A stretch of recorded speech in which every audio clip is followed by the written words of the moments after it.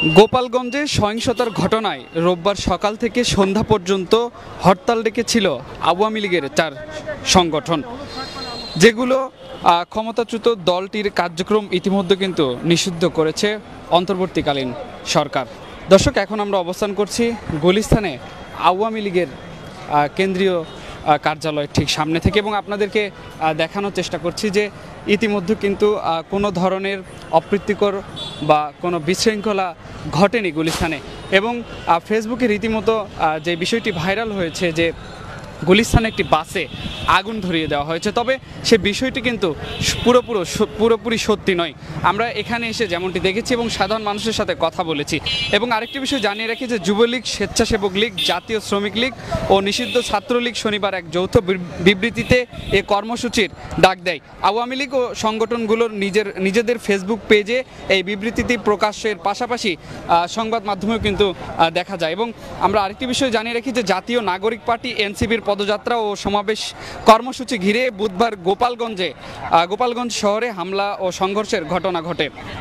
এ ঘটনায় এখন পর্যন্ত 5 জন সেখানে নিহতর খবর আমরা যেমনটি জেনেছি। এবং ইতিমধ্যে আমরা রয়েছি কিন্তু গুলিস্তানে আপনাদেরকে যেটি দেখানোর চেষ্টা করছি যে সাধারণ মানুষ কিন্তু এখানে রয়েছেন, কোনো ধরনের বিশৃঙ্খলা ঘটেনি বা কোনো ধরনের অপ্রীতিকর ঘটনা ঘটেনি। আমরা একটু কথা বলতে চাই যে গুলিস্তানে কি এখন পর্যন্ত কোনো ধরনের ঘটনা ঘটেছে কিনা? না, এখন পর্যন্ত কোনো কিছুই ঘটে নেই। ঘটছে কিনা সেটাও বলতে পারি না।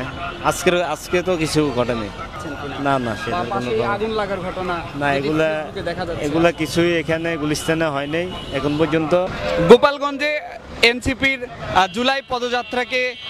জুলাই পদযাত্রা তাদের পূর্ব ঘোষিত, তাদের সেই জুলাই পদযাত্রাতে যখন তারা সেখানে যায় তাদের উপর নিষিদ্ধ সংগঠন আওয়ামী লীগ দ্বারা কিন্তু তাদের উপর হামলা করা হয়েছে বলে আমরা যেমনটি সে সময় দেখেছি এবং গণমাধ্যমেও বেশ উঠে এসেছে। তারপর থেকেই কিন্তু আমরা দেখেছি যে আওয়ামী লীগের নিষিদ্ধ সংগঠন আওয়ামী লীগের পক্ষ থেকে তারা আজকে সর্বাত্মক অবরোধ ঘোষণা করেছে।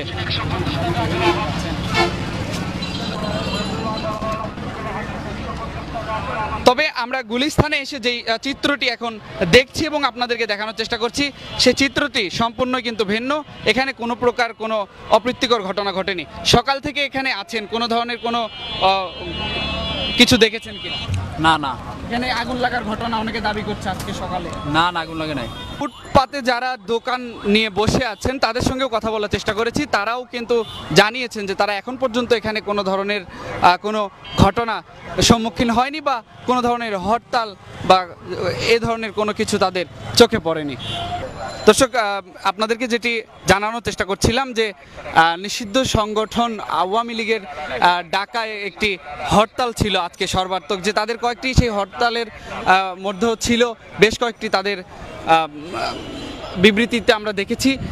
সেই হরতাল কিন্তু এখন পর্যন্ত চোখে পড়েনি এবং নগরবাসীর মধ্যে সেরকম কোনো আমরা ভয় ভীতি বা কোনো কিছুই দেখতে পাইনি এবং অনেকেই সাধারণভাবেই চলাফেরা করছে। কোনো ধরনের কোনো অপ্রীতিকর ঘটনাও ঘটেনি এবং গুলিস্তানে বাসে আগুন লাগার যে ঘটনা সেটিও কিন্তু সম্পূর্ণ মিথ্যা বলে অনেকে এখানে বলছেন এবং এটি অনেক আগের হতে পারে বলেও দাবি করছেন। এবং আমরা দেখেছি বিভিন্ন জায়গায় শাহবাগ, কারওয়ান বাজার এবং ফার্মগেট থেকে শুরু করে বিভিন্ন রাজধানীর যে মেন পয়েন্ট গুরুত্বপূর্ণ সেগুলোতেও কিন্তু যান চলাচল খুবই স্বাভাবিক রয়েছে, কোনো ধরনের কোনো সমস্যা হয়নি। দর্শক, এই ছিল এখনকার সর্বশেষ। এই পরবর্তী আপডেট পেতে অবশ্যই দৈনিক ইত্তেফাকের সঙ্গেই থাকবেন। সবাইকে ধন্যবাদ জানিয়ে শেষ করছি।